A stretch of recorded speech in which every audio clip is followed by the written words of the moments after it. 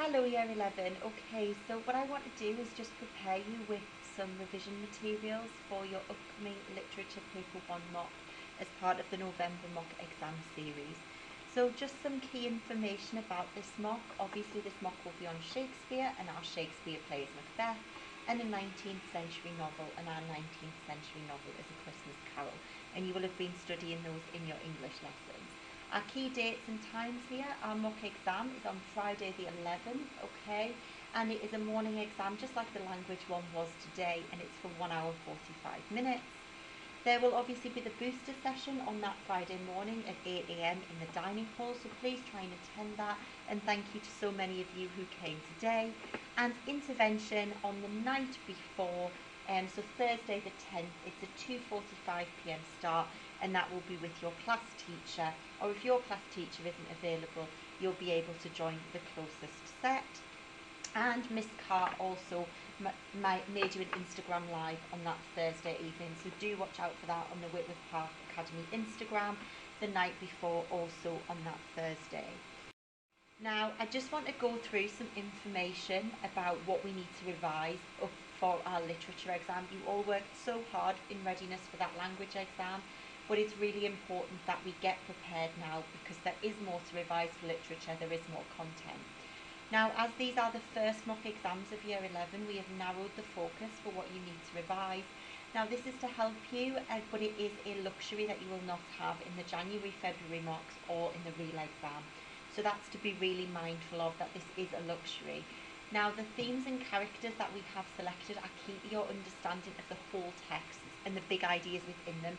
So, for example, when you've revised the theme of ambition, that within revising that you would also revise narrower themes like kingship. So this will still be really useful revision for when you have that more holistic picture when you are looking at your February mocks and your real exams in the summer. So your teachers will have already gone through this, but for Macbeth, the themes or possible question focuses that could come up are ambition, guilt, and the character of Macbeth. And we've also given you an even bit further help, a little bit further help, by telling you that actually that extract will be taken from Act 1 or 2. And then for A Christmas Carol, we haven't told you where the extract will be cut from. It could be from stave 1 all the way through to stave 5, but the theme for A Christmas Carol will be poverty, redemption, or the supernatural. Now, just some things to note here. Students who really understand the full text and can make links across it, and students who link to wider messages and what the author was trying to achieve get the highest marks. So for literature, that really is core knowledge. And actually be mindful. Yes, we've massively helped you out by narrowing the focus, but that doesn't mean the question will be ambition, guilt, or the character of Macbeth. It could be Macbeth's ambition, or Lady Macbeth's guilt, or Scrooge's poverty of isolation, for example. So it will be linked to one of those themes, but it will not necessarily be that theme specifically in itself. So the online lesson, when we work through these lessons, we will be looking at the wider messages and ideas around each theme, so what Shakespeare or Dickens intended to show, and how to phrase these ideas in our essays, this idea of a golden thread, those ideas that kind of hold together what we're trying to say, and key quotes, moments and references that we can analyse to support our ideas. Now, just to note that when I upload these to class charts, email them out to you and your parents, or put them on Firefly, the Macbeth slides will have red on the top, that maroony colour, and the Christmas Carol slides will have blue. And today the one I'm sending out is for Macbeth. So I'm going to start with the theme of ambition in Macbeth, and we're going to start with what was Shakespeare actually trying to teach us about ambition. And I kind of broke this down into 4 key but very much linked points here. Now, the play is a warning against unchecked ambition. We witness Macbeth's downfall across a tragedy which occurs as a consequence of his hamartia. So as the tragic hero, we know it is his hamartia, his fatal flaw, that leads to his downfall. Now Macbeth's fatal flaw, Macbeth's hamartia, is unchecked ambition. So it is that unchecked ambition which causes him to lose the respect and nobility he had in Act 1, Scene 2, when he so valiantly slayed the traitor to defend king and country. So we have this really obvious, really explicit warning, actually, of don't be overly ambitious. Now, actually, the play shows the deadly consequences of overambition through all characters. And I think that's really important, because actually ambition is presented as something deathly, something deadly. And therefore, it's not just a kind of tame warning against being overly ambitious. It is very much saying that if you usurp power, if you corrupt the great chain of being, if you go against natural order, then actually you will face deathly consequences. Lady Macbeth's ambition, which extends beyond the realms of the patriarchy, ultimately leads to her madness and her own death when she sleeps off her own battlements. And likewise, Macbeth is beheaded for wrongly taking power that he should not have. And that power he took as a consequence of his ambition. Or perhaps he was fated, but he acts on that ambition, he acts on that match that the witches strike. He lets that fire blaze because of his own ambition. Remember, he is a tragic hero. And when we talk about tragic heroes, we are absolutely speaking about the fact that their hamartia leads to their downfall. Coming down to the third one here. The play highlights that usurped power, often gained by being overly ambitious, because you take power that is not yours because you are overly ambitious, is truly no power at all. And I love this point, because the power is paradoxical in its very nature. If we look at Macbeth's guilt at the banquet, or Lady Macbeth's sleepwalking at the end, they have status. At that banquet, Macbeth has the power. He has the crown. He is the King of Scotland. But it's such a paradoxical moment, because he has that status, but their mind and the internal consequences, the internal guilt of that power, actually stops them having any power at all. And of course, the play reveals a link between corrupted kingship, and therefore corrupted power, and the disruption of nature and natural order. This warns a Jacobean audience that taking power that is not rightfully theirs, i.e. acting on overambition, will distort the world as they know it. So this idea that you can't disrupt kingship, you can't disrupt the divine right of kings, you can't have ambition beyond your realm, you can't not stay within your lane. And it's a very clear warning of that. I've kind of just tried to sum this up in kind of a briefer sense. I'd absolutely go back to those phrases, absolutely go back over and look at them. But really simply, what is he saying? Well, ambition can lead to a great fall. Ambition can warp morality and rationality, and I really like that idea. Because actually this idea that our ambition or our over-ambition can warp what our difference between right and wrong is, but also our rational thought and actually the madness. And ambition can stem from restriction in society or values.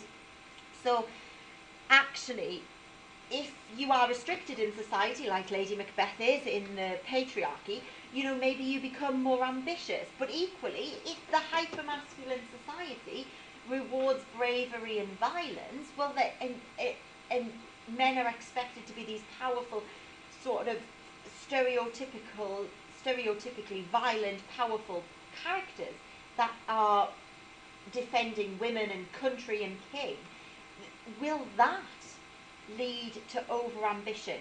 One thing you could argue, it's not on the slide, but we often think about Duncan as this great noble king, and even Macbeth says, well, angels will plead trumpet-tongued, and all of that. It's this great idea of great Duncan, who's so terribly killed. But is Duncan himself to blame for this ambition in society?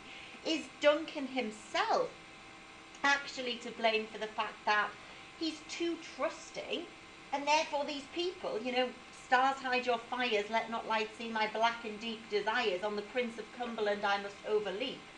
This idea that actually Duncan is blind to the fact that he is fueling this ambition by giving out these titles. You can be Thane of Cawdor. Well, the previous Thane of Cawdor was a traitor, So that idea, perhaps, that's just I've gone off on a bit of a tangent there, but actually those three key points kind of encapsulate what was on the previous slide. But do look back at that previous slide, because that has that more detail, aiming up to the grade 7s. Okay, so moving on to guilt then, and the theme of guilt, another theme that could come up in your exam. What was Shakespeare actually saying about guilt? Well, the play seeks to highlight for me the unavoidable nature of guilt. if you kill the king, if you usurp power or go against natural order in any way, the mental turmoil caused by guilt will render any such power worthless. I think there's actually 2 points in that one. That you can't avoid. If you do something immoral, you will feel guilty. And it's almost kind of, in a way, even though on a surface this play reveals the terrible and deplorable nature of humanity, actually in some ways it does show us that the human condition will feel guilt for immoral actions. And that's kind of inescapable regardless of who you are. And actually that guilt in itself is a great punishment. Guilt in itself is a great kind of problem for you, because guilt renders any power you gain or anything you achieve through these immoral actions, it kind of renders that worthless. And that in itself is a really powerful idea, that it renders guilt worthless. And of course this second one, this third one, even the strongest characters will fall foul of guilt. So Lady Macbeth, very strong at the beginning, when she says, give me the daggers after the regicide, she goes off and frames the guards while Macbeth is being kind of this weak, almost seemingly quite feeble man who's like, will all great Neptune's ocean wash this blood clean from my hands? And she's like, a little water clears us of this deed, give me the daggers. She goes back and frames the guards. But of course, by the end, she's wailing out damn spot. And the doctor says it's the worst case of sort of mental turmoil he's ever seen.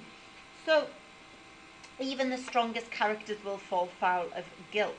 And I suppose really just a brief point here, I didn't want to put it on a slide on its own, but the motif of blood is repeated throughout, and it symbolises guilt, and that is kind of again showing that inescapable nature of guilt.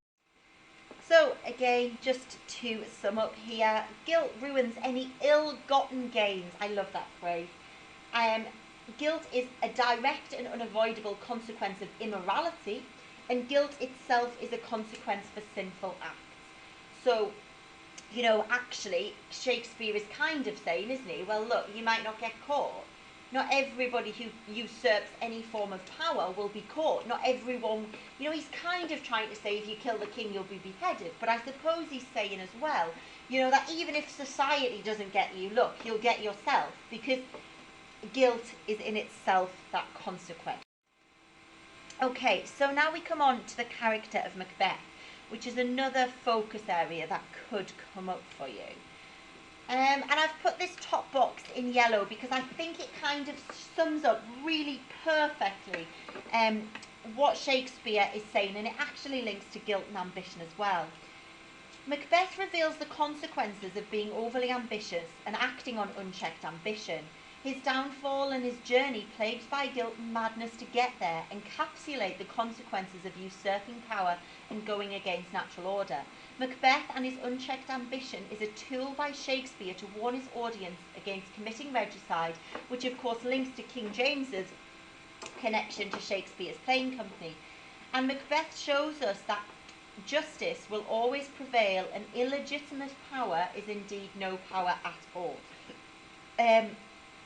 And obviously Macbeth reveals to us how being easily corrupted is in itself laden with consequence. Macbeth is used to warn his audience not to engage with the supernatural and their paradoxical promises, but he's also used to show the audience that, look, we might not think this today, but is Shakespeare trying to say to us through the character of Lady Macbeth, well, women can't cope with power, the patriarchy and this natural order that was so prominent at this point is actually what is important. And is Macbeth used as a vehicle to show that trusting women with power and making them your dearest partner in greatness is dangerous? Interesting one at the bottom, but could Macbeth be used as a means of critiquing the violence rewarded and promoted in the hyper-masculine society? So is it actually a little bit of a critique from Shakespeare at a society that promotes male violence in that way? I've just popped that back on there, just that box that was in yellow. Absolutely beautiful. Learn that. I think it links to all of the key themes that could come up in the narrowed focus, but actually links to any question you get asked about Macbeth. The reason the character of Macbeth, if the character of Macbeth comes up as your question on your exam in the real thing in summer, or your mock, regardless of what you are asked, if the character of Macbeth is the focus, you can talk so openly because it is the tragedy of Macbeth that tracks the tragic downfall of the tragic hero who is Macbeth. But actually, just that question at the bottom, does the tragic hero Macbeth convey to the audience that over-ambition and unchecked ambition is indeed futile and fruitless? Does Macbeth actually show, and does Macbeth's ambition show us that actually that kind of ambition is worthless because it gains nothing, it achieves nothing, and you only lose things as a consequence? Okay, what I've done now is I've just done 2 example essay plans for you. I've done one for Macbeth's ambition and one for Lady Macbeth's guilt, trying to look at the focuses that could come up. So obviously you don't know what your extract would be, but you would try and work through in chronological order. So I've just kind of looked at five key moments where Macbeth's ambition is really important. So is the classic tragic hero is Macbeth, a classic tragic hero at the beginning, or is he overly ambitious right from the start? And I think we really have to ask ourselves this if we're wanting the 7, 8s and 9s. It's so easy to say, well, oh, in the beginning, his ambition is to defend king and country. And yes, on a surface level, his ambition at the beginning is to defend king and country. Or so it seems. Oh, that's a nice phrase. So it seems at the beginning, his ambition is to defend king and country. But is it actually? Or is it a case that, he is being so violent, so excessively violent, and a slave to courage when he's like Valor's minion, and he's unseeming the traitor from the knave to the chops, and he's brandishing his sword? I can't remember that exact quote. But is that actually, all of this excessive violence, is that that quote is brandished his steel, bloody steel with something execution. Anyway, brandished his steel with bloody execution, there we are. But is it a case that this real excessive violence at the beginning is actually because he knows that that will be rewarded in a hypermasculine society? Then, we have to ask, this is a play that talks about witches and it talks about witchcraft. And therefore, we do have to ask ourselves, is Macbeth a character acting of his own free will? Is he a character who is acting of his own free will? When his first line in the play, when he first speaks himself, is "So fair and foul a day have I seen." Now that mirrors the witch's speech from Act 1, Scene 1. So, is he truly acting of his own free will? Obviously the prophecies, they spark his over-ambition. Well, can we say, well, oh no, we can't criticise great noble Macbeth because it's these terrible malevolent witches that King James would also want to warn us against engaging with. But, what I would always say about Macbeth and the witches is the witches tell him, yes, he will be king, but they never tell him to go and commit regicide. So, to what extent those prophecies are the cause of his ambition, or actually is it just his innate over-ambition that we need to be warned against? You also have, I love this quote, my class will get sick of hearing me talk about it, because he says, is this the dagger I see before me? Now, on a surface level, it's very easy to go, oh, poor Macbeth, is this the dagger I see before me? How terrible. The witch is a plague in his mind again and pointing a bloody dagger towards Duncan's chamber. Look, he must have to do it. He's plagued by this malevolent force. But actually, when you look more closely at it, and you look more deeply at it, is this phantasmagorical image a means of him distancing himself from responsibility? Is it kind of him saying, look, this is the witches rather than me? Also, again, a third point to consider is he acting of his own free will? You've got the external influence of Lady Macbeth. Now, obviously, he's acting of his own free will with Lady Macbeth. We're not suggesting that she's in any way sort of supernaturally corrupting him, but, when you durst do it, then you are a man.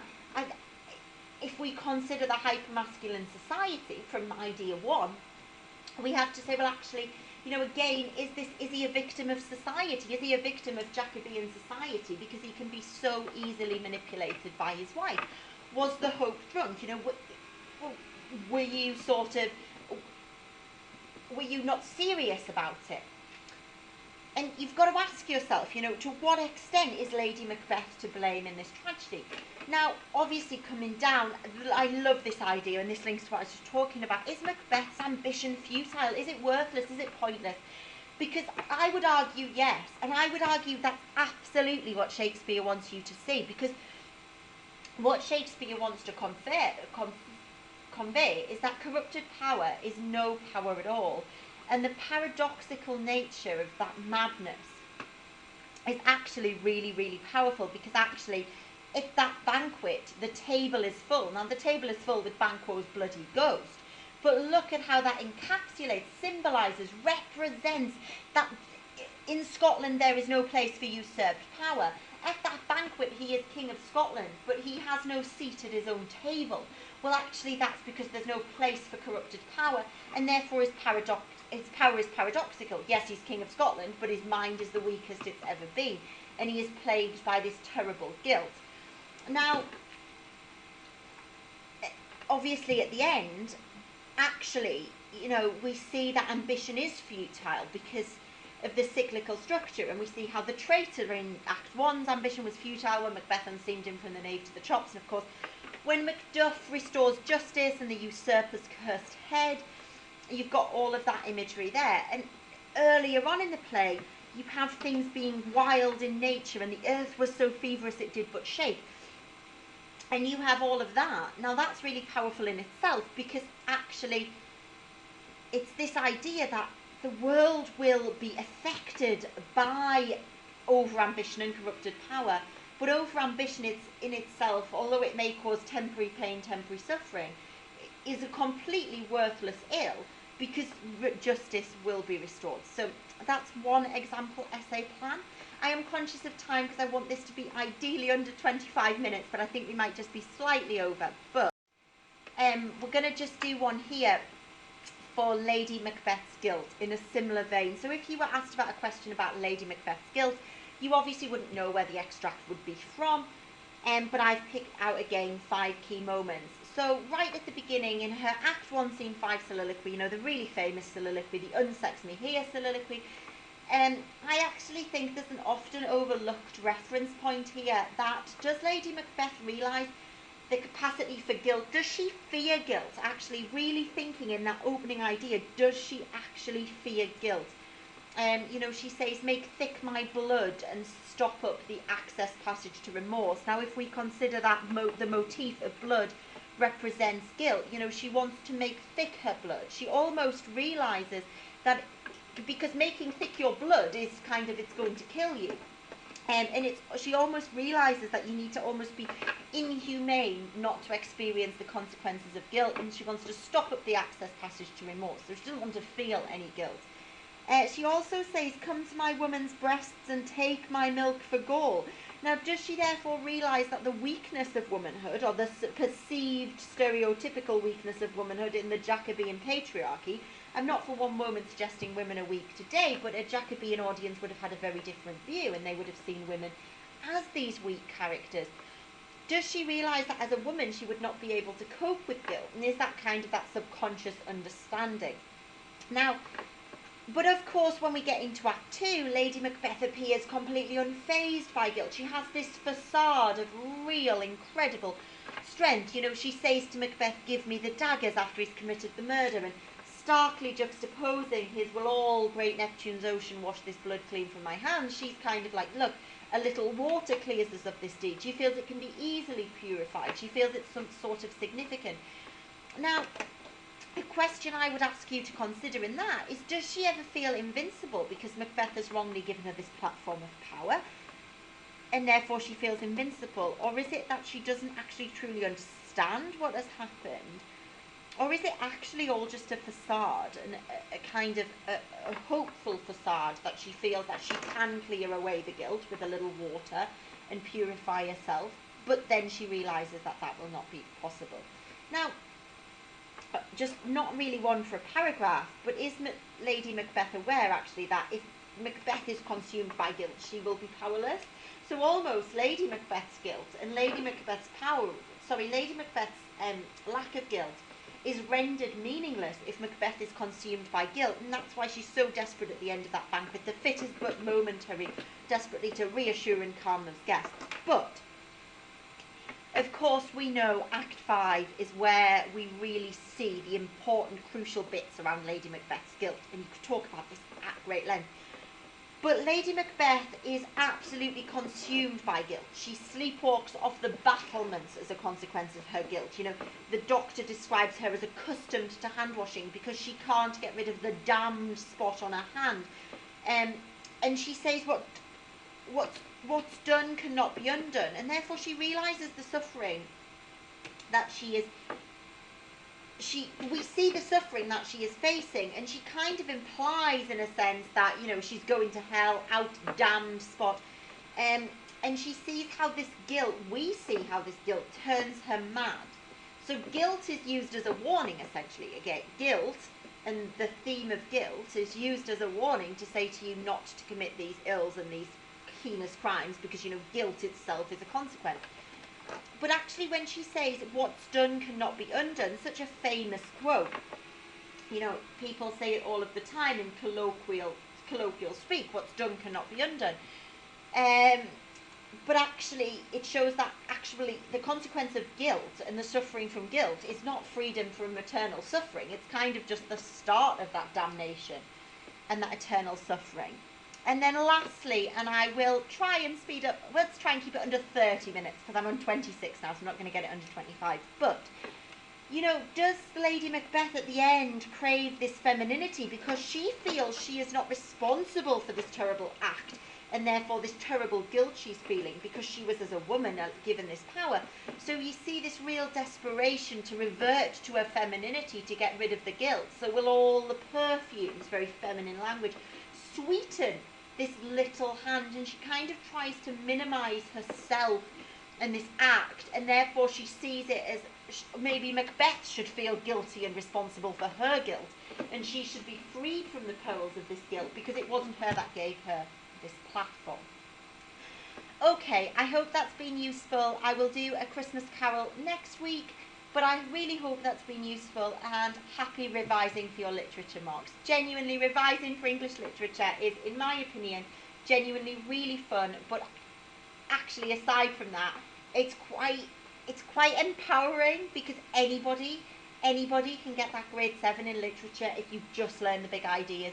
Learn the big ideas, learn the quotes, and then in class, all that work exploding and analysing them that you do, you can really push on. I hope that's been useful, Year 11. Thank you.